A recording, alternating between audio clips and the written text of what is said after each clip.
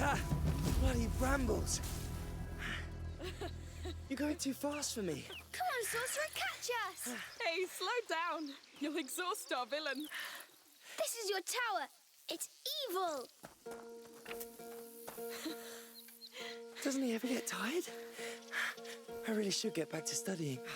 Come on, we had a long journey today. Please, Mother said to try to exhaust him. Be brave, Sorcerer. Your fight is far from over. Your mother's going to wonder where we are. It's been a long road. You have the right to stretch your legs. Yes.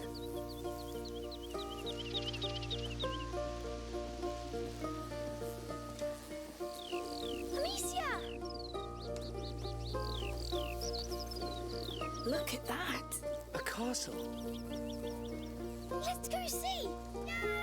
All right, then. Time to run. Hugo, you're gonna sweat like a hog. I am sweating like a hog. It's good for you.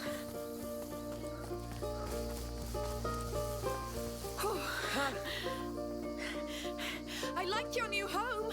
It's a castle! All right. Lucas the Perfidious is invading my castle! Yes! And I'm going to turn you into a beetle! Amicia! He's too powerful!